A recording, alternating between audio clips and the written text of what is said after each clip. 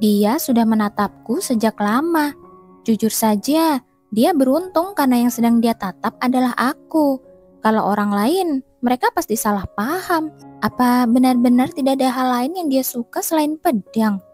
Kalau memang begitu, aku mulai merasa kasihan padanya.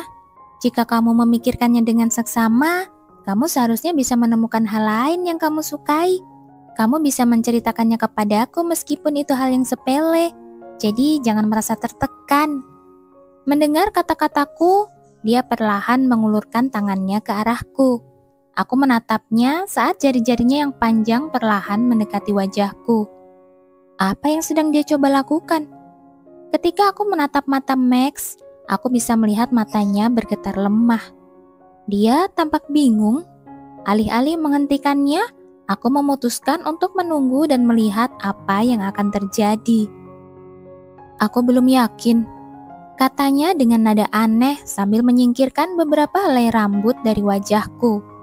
Aku melihat jari-jarinya perlahan menjauh dariku. Kenapa kau tidak memberitahuku kalau ada rambut di sana? Tanyaku. Apakah aku tidak boleh menyingkirkannya? Dia sedikit mengernyit. Oh, baiklah, tentu saja boleh. Memang benar bahwa kami berada dalam hubungan kontrak. Dia mungkin berlatih agar dia siap di depan orang lain. Jadi aku mengerti mengapa dia melakukannya. Kau tahu, kau tidak harus berakting saat kita hanya berdua, kataku. Kalau-kalau dia merasa terganggu karena harus melakukannya. Tetapi dia tidak menjawab. Yang benar saja, dia bahkan tidak sadar kalau aku sedang perhatian padanya. Gerutuku pelan, lalu teringat sesuatu yang sempat kulupakan. Oh, kalau dipikir-pikir, apakah kamu sudah berbaikan dengan ayahku? Max menggelengkan kepalanya mendengar pertanyaanku. Tunggu, mereka masih belum berbaikan? Mereka berdua tampak begitu bersemangat untuk mengobrol sebelumnya. Tetapi mereka akhirnya minum teh dalam diam. Aku mendesah frustasi.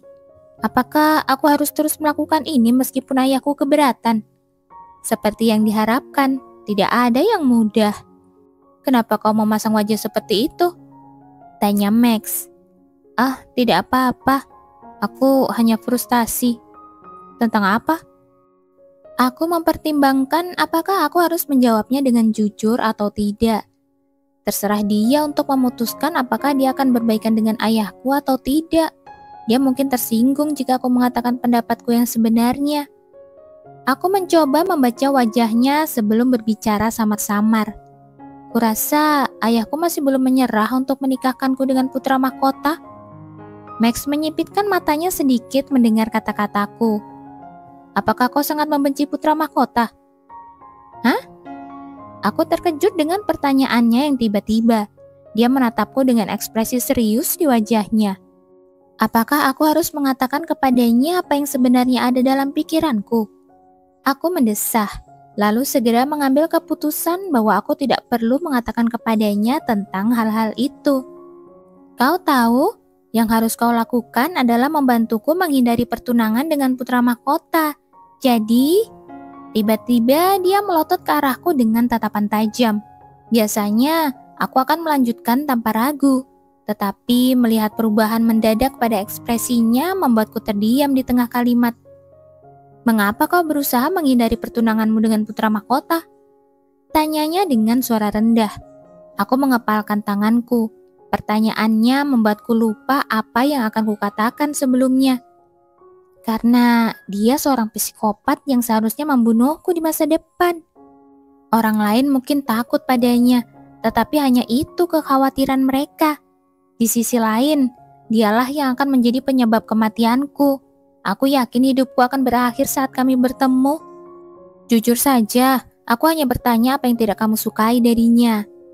Kata-katanya mengandung maksud yang valid karena dia mungkin adalah karakter tambahan di awal novel, tetapi sekarang terlibat denganku, si penjahat. Meski begitu, aku tidak bisa mengatakan yang sebenarnya padanya. Dia mungkin tidak akan percaya pada aku jika aku mengatakannya. Oleh karena itu, akhirnya aku hanya mengatakan sebagian dari kebenaran kepadanya.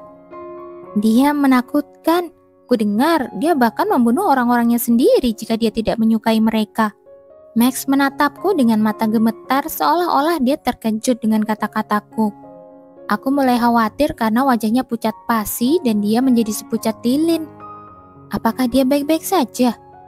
Aku berpikir untuk menggoyangkan bahunya agar dia kembali normal ketika dia mengernyitkan kedua alisnya. Aku belum melakukan apapun. Seolah ingin membuktikan pikiranku salah, dia menatapku dengan kesal. Menakutkan, tapi kau belum pernah melihatnya sebelumnya. Perubahan ekspresinya yang tiba-tiba membuatku terkejut, tetapi aku segera menggelengkan kepala. Hewan berbahaya seperti beruang atau macan tutul tetap menakutkan meskipun orang belum pernah melihatnya. Mirip seperti itu, jika aku bertemu dengannya, maka hidupku akan terancam, kataku. Meskipun aku telah memberikan perbandingan yang memadai, dia hanya menatapku dengan bingung sebagai balasannya. Hidupmu akan terancam? Apa yang membuatmu berkata begitu? Tanyanya. Aku sadar bahwa aku telah berbicara berlebihan tentang putra mahkota. Oh, ya, itu karena semua rumor jelek tentang dia. Ekspresi Meg mengeras mendengar kata-kataku dan dia mendesah. Jika dia berjanji tidak akan membunuhmu, apakah kau akan menikah dengan putra mahkota? Aku mengernyit sedikit mendengar pertanyaannya yang tak terduga.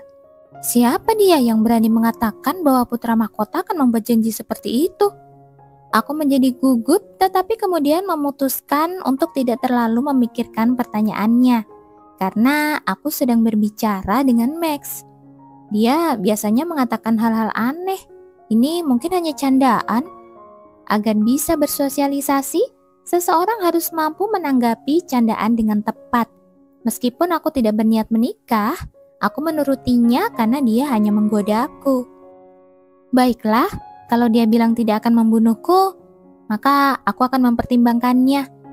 Wajahnya berseri-seri mendengar kata-kataku, seolah-olah dia mengira leluconnya berhasil padaku. Namun, begitu dia membuka mulutnya, wajahku menjadi gelap karena omong kosong yang keluar. Kita tidak pernah tahu, menikah dengan putra mahkota mungkin tidak seburuk yang kita kira. Aku mengerutkan kening pada pria yang tidak punya selera humor itu. Aku tidak suka lelucon seperti itu. Wajah Max kembali cemberut mendengar komentar tegasku. Selamat datang kembali. Bagaimana harimu, tuanku? Tanya Fresia kepada Max saat ia kembali ke kediamannya. Ketika Max menoleh padanya, Fresia mengeraskan ekspresinya ketika dia menyadari aura tuannya yang agak suram. Apa terjadi sesuatu?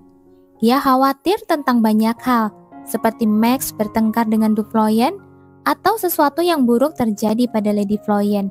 Fresia memperhatikan Max dengan mata khawatir ketika dia berbicara. Fresia, ada yang ingin kutanyakan. Dia menelan ludah dengan gugup mendengar nada putus asa pria itu dan menjawab. Silahkan, jangan ragu untuk bertanya apapun. Max mendesah dan membuka mulutnya. Apakah aku objek yang ditakuti orang-orang? Misalnya seperti beruang atau macan tutul? Fresia menggelengkan kepalanya mendengar kata-katanya. Begitulah yang kupikirkan. Aku tidak pernah melakukan hal seperti membunuh seseorang tanpa tujuan. Aneh sekali, kenapa wanita itu takut padaku? Pikir Max ketika mendengar suara tegas. Tidak, saya jamin Anda jauh lebih menakutkan daripada makhluk-makhluk itu. Max mengernyit mendengar jawaban Fresia. Jadi begitulah yang dipikirkan orang-orang tentangku. Saat dia memikirkan betapa memalukannya orang-orang itu, dia teringat kata-kata yang diucapkan Jubelian kepadanya tentang betapa mengerikannya putra mahkota itu. Max mengernyitkan alisnya karena frustasi. Kurasa aku hanya perlu memberitahu dia bahwa aku tidak akan menyakitinya. Meskipun jelas dia tidak berniat melakukannya, masih ada kemungkinan Jubelian akan kabur begitu dia memberitahu bahwa dia adalah putra mahkota. Max menjadi jengkel saat dia mencoba mencari cara untuk menyampaikan perasaannya. Melihat Max berjuang, Fresia menebak mengapa dia tampak begitu tertekan dan membuka mulutnya. Apakah Anda kesal dengan wanita itu? Mungkinkah Anda sedang berjuang untuk berbicara dari hati ke hati dengannya? Max tersentak dan melotot ke arah Fresia. Bagaimana kau tahu? Jelas sekali. Fresia mendesah. Saat menjalankan salon, dia telah mendengar banyak masalah orang. Di antara semuanya, masalah yang paling umum adalah tentang cinta romantis. Dalam hal cinta, wanita bijak, sarjana terkenal, dan bahkan politisi berpengalaman menjadi bodoh.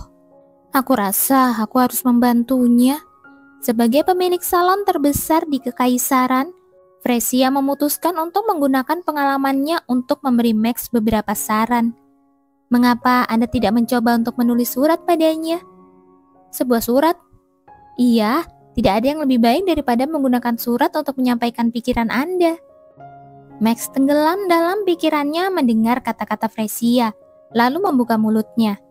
Tulis surat kepada Kaisar dan katakan padanya bahwa aku akan segera kembali. Hah?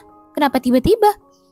Fresia bertanya dengan bingung ketika Max tiba-tiba mengatakan bahwa dia akan mengirim surat kepada Kaisar, bukan kepada orang yang dia duga.